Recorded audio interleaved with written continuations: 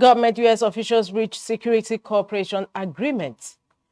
Newlywed groom allegedly stabbed to death by wife in Katsina.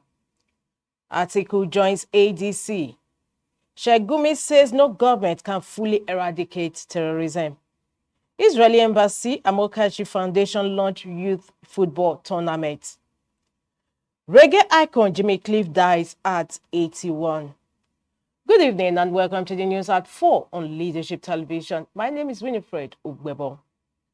The federal government has revealed that last week's high-level meetings between Nigeria and United States officials produced significant agreements aimed at strengthening security and protecting Nigerian citizens.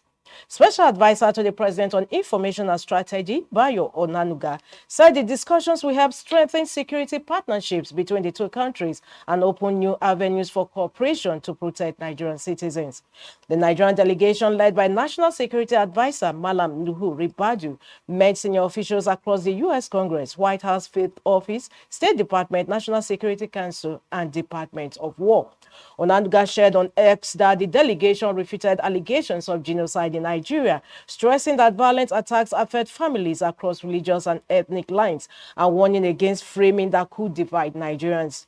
Following the meetings, the United States affirmed its readiness to deepen security cooperation.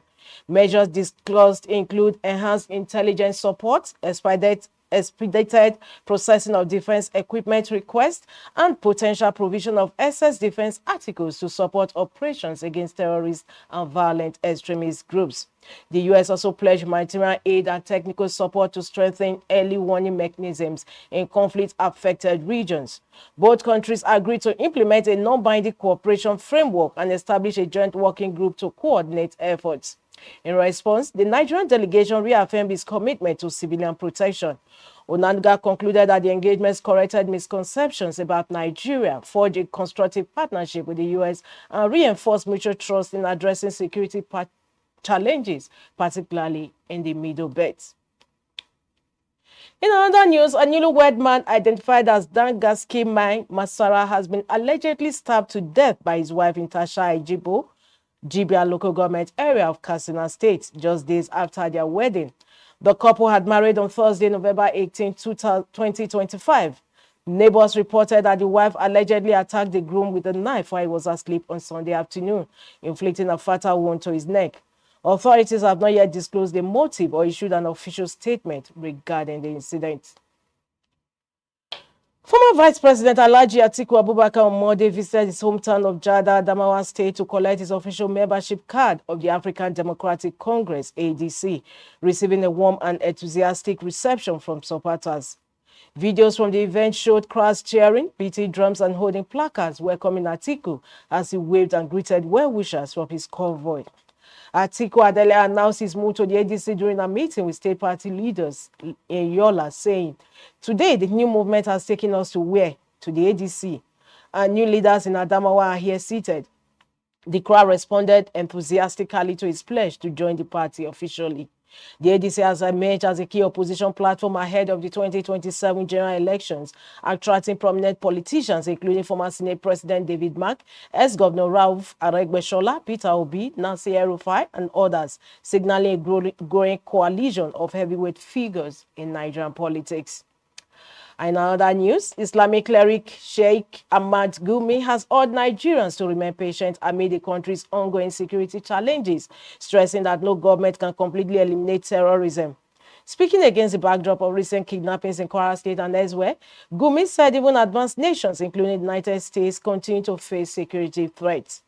Things are improving, he added, urging citizens to acknowledge progress and avoid panic. The cleric also warned that some foreigners were allegedly trying to exploit religion, particularly Christianity, to create divisions among Nigerians. He called for unity, reminding citizens that Nigerians' religious communities have coexisted peacefully for generations. And now sports. The Israeli Embassy in Nigeria has partnered with the Daniel Amokachi Foundation to organize a youth football tournament in the Federal Capital Territory, FCT, aimed at nurturing talent and promoting unity. The inaugural edition held at LEA Primary School in Wuse Zone 6 honored former Israeli coach Moshe Jerry Abit Halevi, who led Nigeria between 1961 and 1962. Teams from the 6 FCT area councils competed, with Team Gwarimpa defeating Team Life Camp 3-0 in the final. Gwarimpa received a trophy and 1 million naira, while runners-up Life Camp got 500,000 and all other teams earned 500,000 naira each. Israeli Ambassador Michael Freeman described the tournament as more than a sporting event, a celebration of friendship and the growing bond between Nigeria and Israel. He praised former Nigerian international Daniel Amokachi for his foundation's role in making the event possible. Amokachi said the initiative was designed to scout talent from grassroots football, noting that football is the ghetto, and expressed hope that the tournament will become an annual national event. And now entertainment.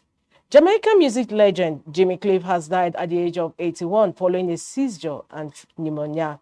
The news was shared on his official Facebook page, with his wife Latifah Chambers expressing gratitude to family, friends and fans, saying, "Your support was his strength towards his whole career."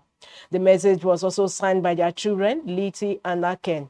Born James Chambers in 1944, Jimmy Cliff turned reggae into a global phenomenon with his Like Many Rivers to Cross, You Can Get It If You Really Want, and I Can See Clearly Now. He also starred in 1972 film The Harder They Come, widely regarded as one of the most influential Caribbean films, helping to popularize reggae worldwide. Cliff's music and films leave behind a lasting legacy, inspiring generations of fans and artists around the world. That concludes the news at 4 on Leadership Television. For more, log in to all our social media handles and www.leadership.ng. Thanks for joining us.